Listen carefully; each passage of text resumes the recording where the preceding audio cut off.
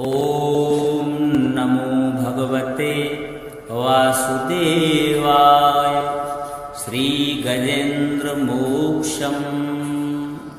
श्रीशुक उवाच एवं विवसितो बुद्ध्या समाधाय मनोहृदि जजाप परमं जाप्यं प्राग्जन्मन्यनुशिक्षितं। गजेन्द्र उवाच ॐ नमो भगवते तस्मै यत एतच्चिदात्मकं पुरुषायादिबीजाय परेशायाभिधीमहि। यस्मिन्निदं यतश्चेदं येनेदं य इदं स्वयं योऽस्मात् परस्माच्च परस्तं प्रपद्ये स्वयंभुवम्। यः स्वात्मनीदं निजमाययार्पितं क्वचिद् विभातं क्वच तत्तिरोहितम्। अविद्यदृक्साक्षिभयं तदीक्षते स आत्ममूलोऽवतु मां परात्परः। कालेन पञ्चत्वमितेषु कृत्स्नसु लोकेषु पालेषु च सर्वहेतुषु। तमस्तदासीत् गहनं गभीरं यस्तस्य पारेऽभिविराजते विभुः। न यस्य देवार्ष्यः पदं विदुः जन्तु पुनः कोर्हति गन्तुमीरितुं। यथा न कस्याकृतिभिर्विचेष्टतो दुरत्ययानुक्रमणाश्रमावतु। दिदृक्षवो यस्य पदं सुमङ्गलं विमुक्तसङ्गा मुनयः सुसाधवः। चरन्ति लोकव्रतमभ्रणं वने भूतात्मभूता सुहृदा समे गतिः। न विद्यते यस्य न जन्म कर्म वा न नाम रूपे गुणदोष एव वा। तथापि लोकाप्ययसम्भवाय यः क्षमायया तान्यनुकालमृच्छति। तस्मै नमः परेशाय ब्रह्मणेऽनन्तशक्तये अरूपायोरूपाय नमः आश्चर्यकर्मणे। नमः आत्मप्रदीपाय साक्षिणे परमात्मने। नमो गिरां विदुराय मनसश्चेतसामपि सत्त्वेन प्रतिलभ्याय नैष्कर्म्येण विपश्चिता। नमः कैवल्यनाथाय निर्वाणसुखसंविदे। नमः शान्ताय घोराय मूढाय गुणधर्मिणे निर्विशेषाय साम्याय नमो ज्ञानघनाय च। क्षेत्रज्ञाय नमस्तुभ्यं सर्वाध्यक्षाय साक्षिणे पुरुषायात्ममूलाय मूलप्रकृतये नमः। सर्वेन्द्रियगुणद्रष्टे सर्वप्रत्ययहेतवे अशताक्षाय योक्ताय सदा भासाय ते नमः। नमो नमस्तेऽखिलकारणाय निष्कारणायाद्भुतकारणाय सर्वागमन्माय महार्णवाय। नमोपवर्गाय परायणाय गुणार्णिच्छन्न चिदुष्मपाय। तच्छोविस्फूर्जितमानसाय नैष्कर्म भावेन विवर्जितागम स्वयं प्रकाशाय नमस्करोमि। माद्रक्प्रपन्ना पशुपाशविमोक्षणाय मुक्ताय भूरि करुणाय नमो लयाय। श्वासेन सर्वतनुब्रह्मणसि प्रतीत प्रत्यग्रसे भगवते वृहते नमस्ते। आत्मात्मजाप्तग्रहवित्तजनेषु शक्ते दुष्प्रापणाय गुणसङ्गविवर्जिताय मुक्तात्मभीषहृदये परिभाविताय ज्ञानात्मने भगवते नम ईश्वराय। यं धर्मकामार्थ विमुक्तिकामा भजन्ते इष्टां गतिमाप्नुवन्ति। किं त्वाशिशोरात्यपि देहमव्ययं करोतु मे हृदयो विमोक्षणम्। एकान्तिनो यस्य न कञ्चनार्थः वाञ्छन्ति वै भगवत्प्रपन्नाः। अत्यद्भुतं तच्चरितं सुमङ्गलं गायन्त आनन्दसमुद्रमग्नाः तमक्षरं ब्रह्म परं परेशम् अव्यक्तमाध्यात्मिकयोगगम्यम् अतीन्द्रियं सूक्ष्ममिवातिदूरम् अनन्तमाद्यं परिपूर्णमीढे यस्य ब्रह्मादयो देवा वेदा लोकाश्चराचराः नामरूपभेदेन हलव्या च कलया कृताः यथार्चिसोऽग्ने सवितुर्गवस्तयो निर्यान्ति संयान्ति सकृत्स्वरोचिषः तथा यतोऽयं गुणसम्प्रवाहो बुद्धिर्मनः कानि शरीरसर्गाः स वै न देवासुरमर्त्य तिर्यङ्ग न स्त्री न षण्डो न पुमान् जन्तुः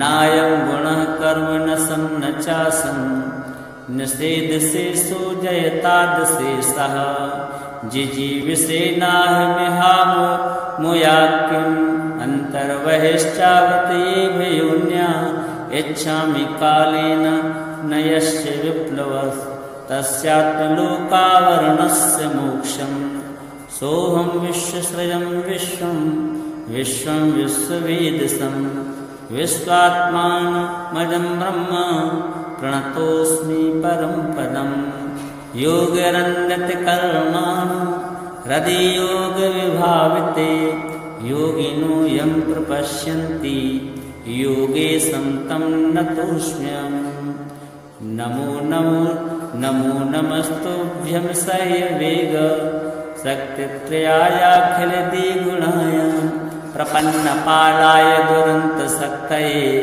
करीन्द्रियाणां मनवाप्यवर्त्मने नायं वेद स्वमात्मानं यच्चक्त्याहं धिया हतं तं दुरत्ययमाहात्म्यं भगवन्तमितोऽस्म्यहम् श्रीशुकदेव उवाच एवं गजेन्द्रमुपवर्णित निर्विशेषं ब्रह्मादयो विविधलिङ्गविदाभिमाना नैते यदोपसस्रपुर्निखिलात्मकत्वात् तत्राखिलां रमयो हरिराविरासीत् तं तद्वदात्मुपलभ्य जगन्निवास स्तोत्रं निशम्य दिविजैः संस्तुवद्भिः छन्दोमयेन गरुडेन समूह्यमानः चक्रायुधोऽव्यगमदासु यतो गजेन्द्रः सौन्तसरेश्वरबलेन गृहीतयार्तो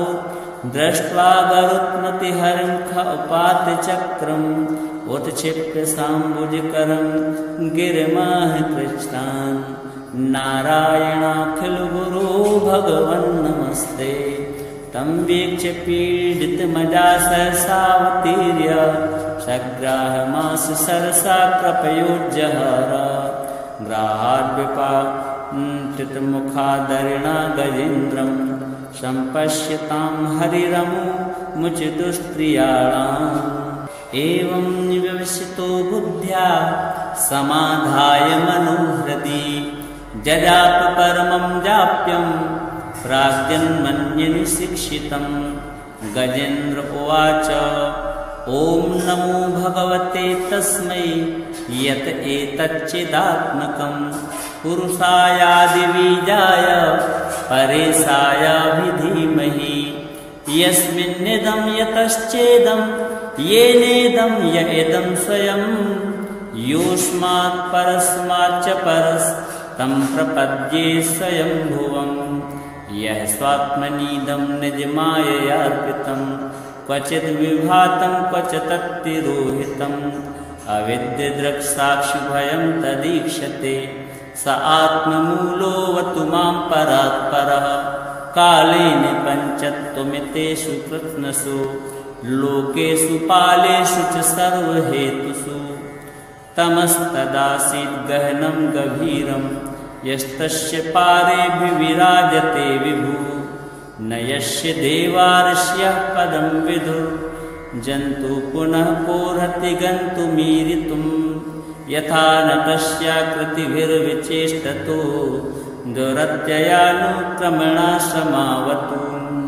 दिरक्षवो यस्य पदं सुमङ्गलं विमुक्तसङ्गा मुनयः सुसाधवः चरन्ति लोकव्रतमव्रणं वने भूतात्मभूता सुहृदा समे गतिः न विद्यते यस्य न जन्म कर्म वा न नाम रूपे गुणदोष एव वा तथापि लोकाप्ययसंभवाय यः क्षमायया तान्यनुकालमृच्छति तस्मै नमः परेशाय ब्रह्मणेऽनन्तशक्तये अरूपायोरुपाय नम आश्चर्यकर्मणे नम आत्मप्रदीपाय साक्षिणे परमात्मने नमो गिरां विदुराय मनसश्चेतसामपि सत्त्वेन प्रतिलभ्याय नैष्कर्म्येण विपश्चिता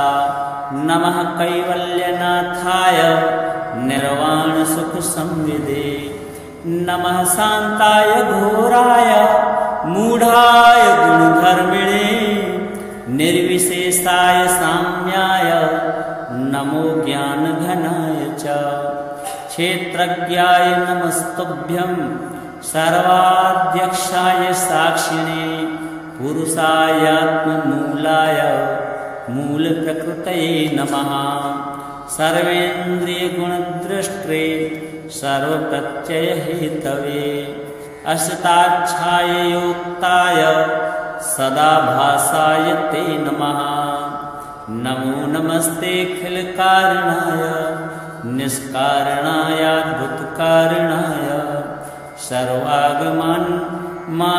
सर्वागमन्मायमहार्णवाय नमोपवर्गाय परायणाय गुणार्णिच्छन्न चिदुष्मपाय तच्छोविस्फूर्जितमानसाय नैष्कर्म्य भावेन विवर्जितागम स्वयं प्रकाशाय नमस्करोमि माद्रक्प्रपन्ना पशुपाशविमोक्षणाय मुक्ताय भूरि करुणाय नमो लयाय श्वासेन सर्वतनुब्रह्मणसि प्रतीत प्रत्यग्रसे भगवते वृहते नमस्ते आत्मात्मजाप्तग्रहवित्तजनेषु शक्ते दुष्प्रापणाय गुणसङ्गविवर्जिताय मुक्तात्मभीषहृदये परिभाविताय ज्ञानात्मने भगवते नम ईश्वराय यं धर्मकामार्थ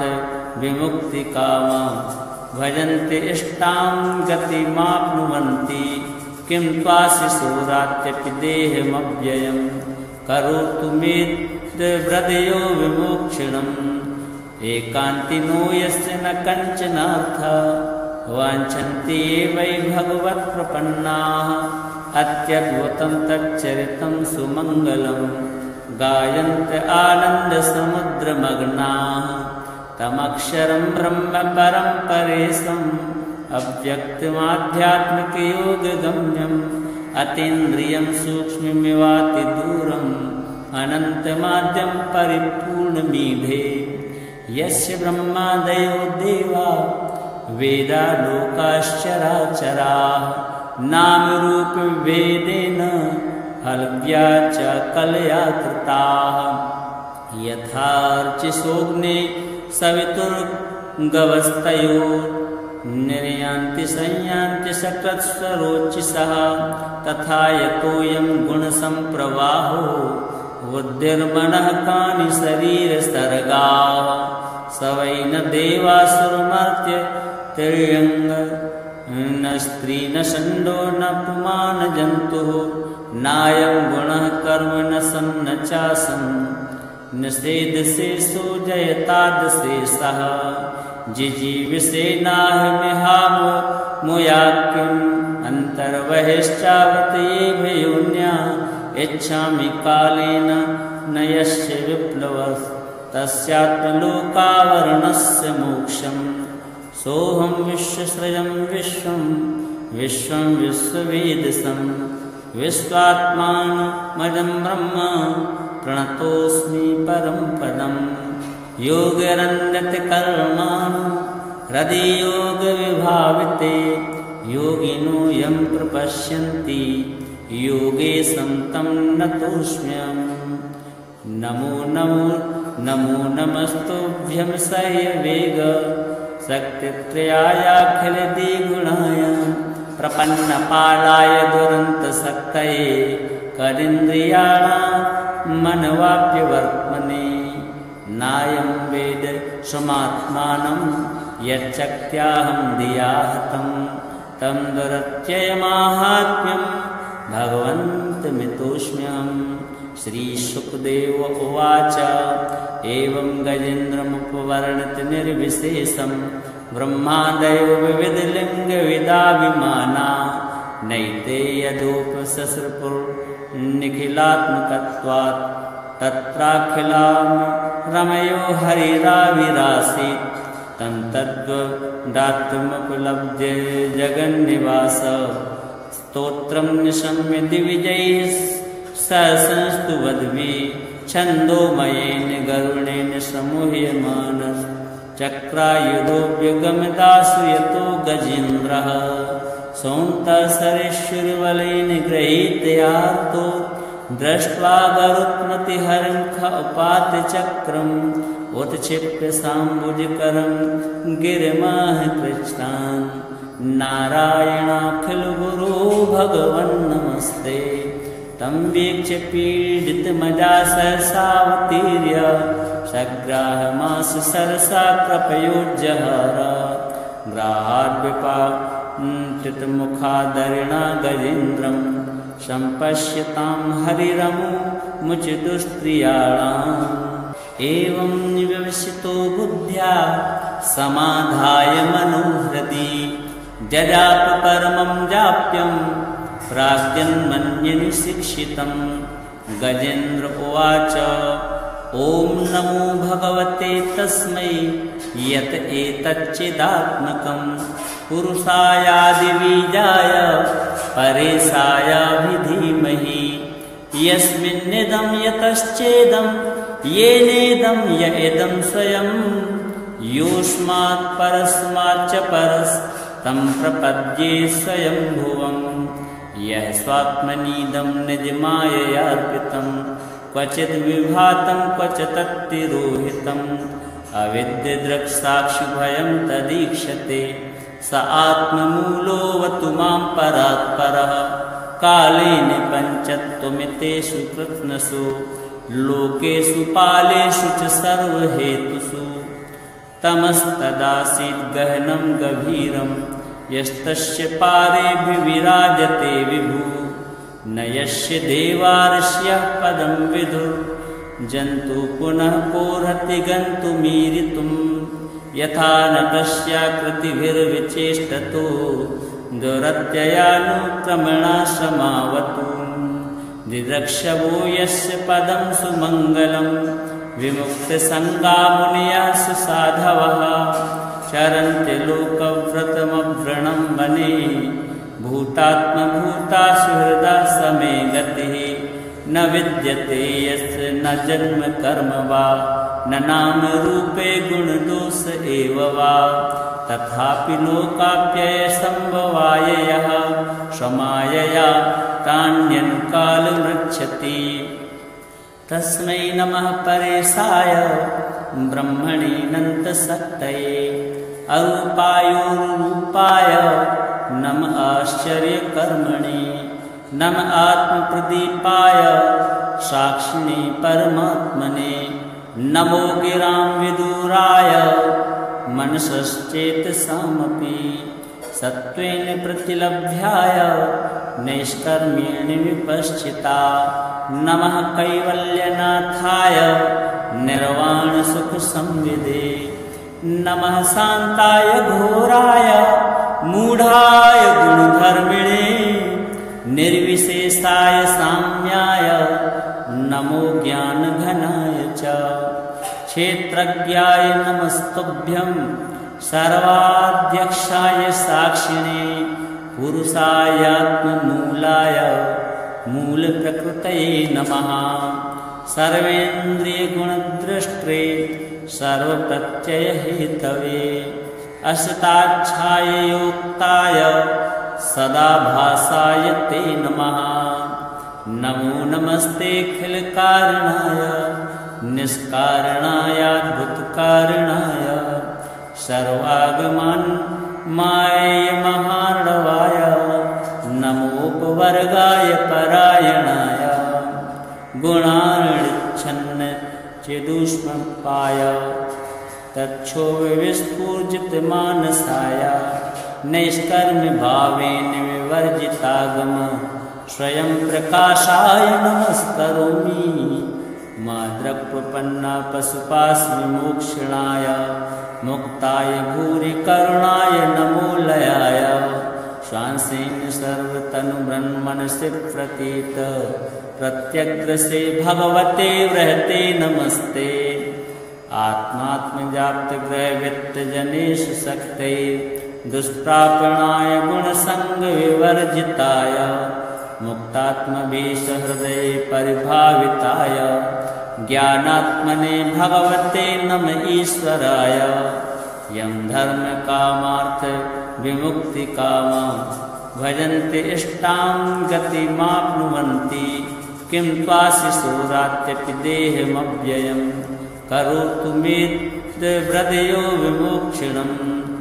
एकान्तिनो यस्य न कञ्चनार्थः वाञ्छन्ति वै भगवत्प्रपन्नाः अत्यद्भुतं तच्चरितं सुमङ्गलं गायन्त आनन्दसमुद्रमग्नाः तमक्षरं ब्रह्म परं परेशम् अव्यक्तमाध्यात्मिकयोगगम्यम् अतीन्द्रियं सूक्ष्ममिवातिदूरम् अनन्तमाद्यं परिपूर्णमीढे यस्य ब्रह्मादयो देवा वेदा लोकाश्चराचराः नामरूपभेदेन हलव्या च कलया कृताः। यथार्चिसोऽग्ने सवितुर्गवस्तयो निर्यान्ति संयान्ति सकृत्स्वरोचिषः तथा यतोऽयं गुणसम्प्रवाहो बुद्धिर्मनः कानि शरीरसर्गाः स वै न देवासुरमर्त्य तिर्यङ्ग न स्त्री न षण्डो न पुमान् जन्तुः नायं गुणः कर्म न सन् न चासन् निषेधशेषो जयतादशेषः जिजीविषेनाहमिहामुयाक्यम् अन्तर्बहिश्चावतयेभ योन्या इच्छामि कालेन न यस्य विप्लवः तस्यात्मलोकावरणस्य मोक्षम्। सोऽहं विश्वसृजं विश्वं विश्वं विश्ववेदसं विश्वात्मानमजं ब्रह्म प्रणतोऽस्मि परं पदम्।